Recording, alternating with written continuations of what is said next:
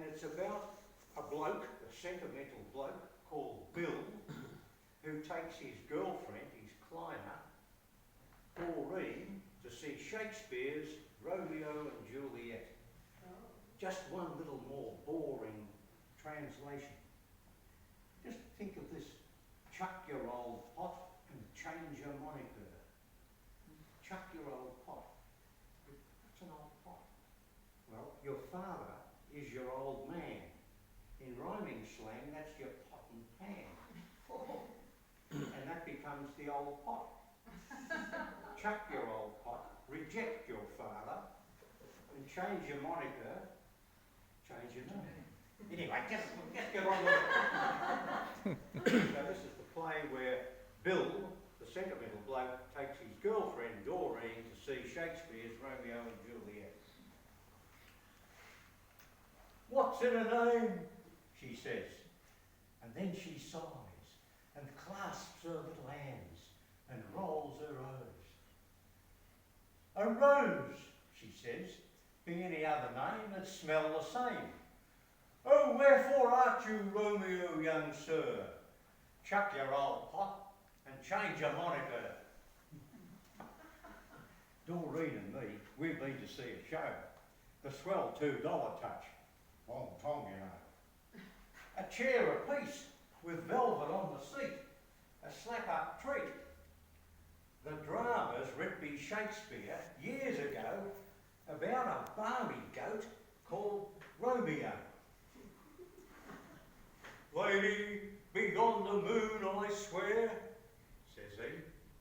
Then he climbs up on the balcony, and there they smooge a treat with pretty words, like two lovebirds.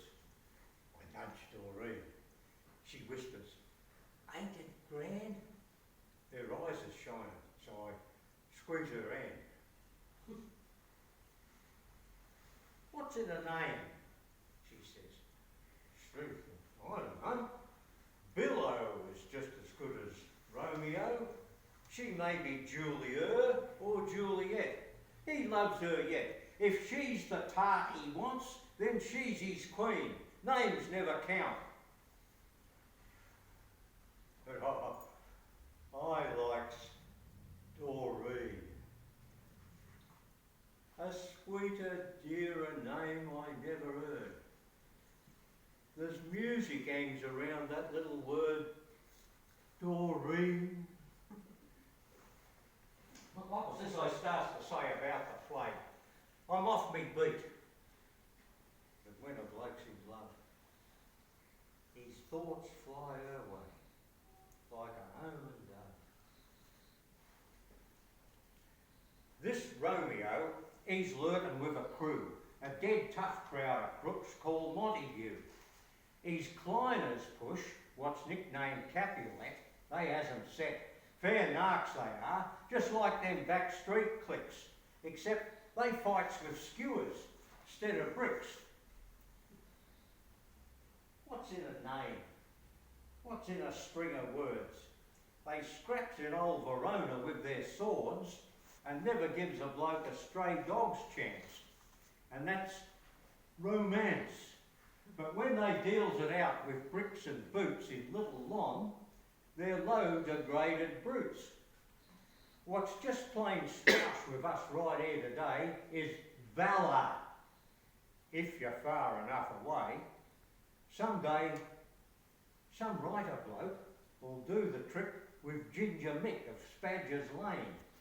He'll be a Romeo when he's been dead 500 years or so.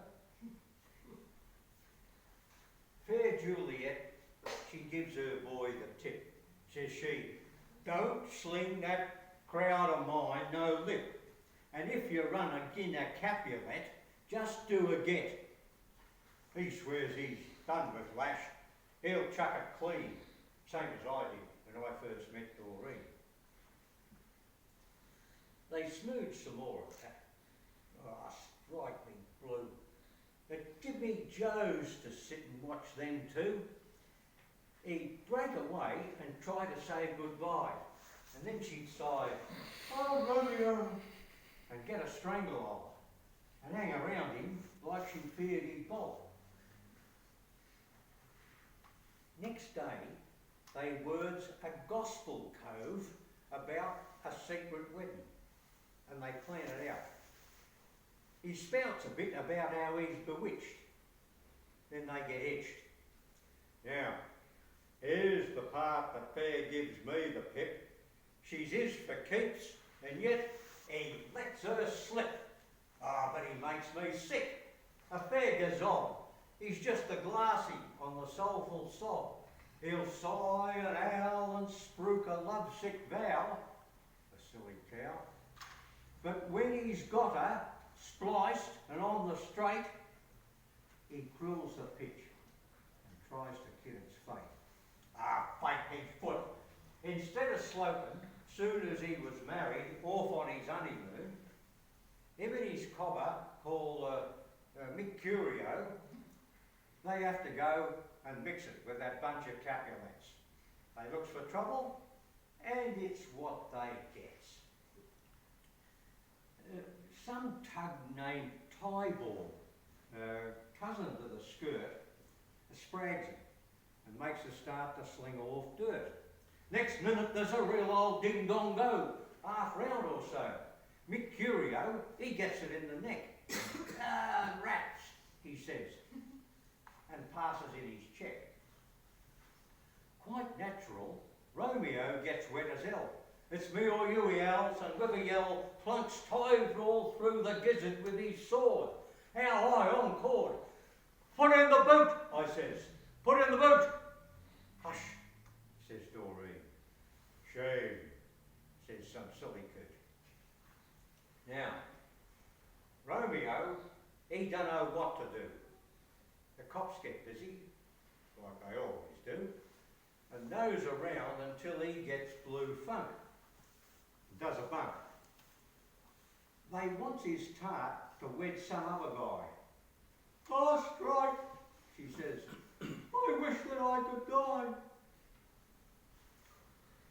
Now, this here gospel cove's a fair shrewd head. Says he, I'll dope ya so they'll think you're dead.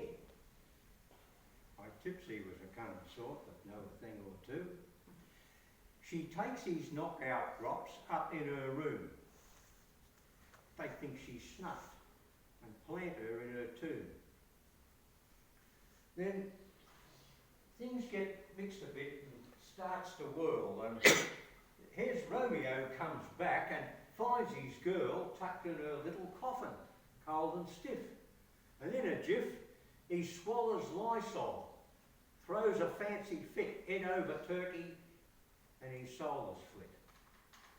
Then Juliet wakes up and sees him there, turns on the waterworks and tears her hair. Dear love, she says, I cannot live alone. And with a groan, she grabs his pocket knife and ends her cares. Hey, nuts all the leaves, says the boy upstairs.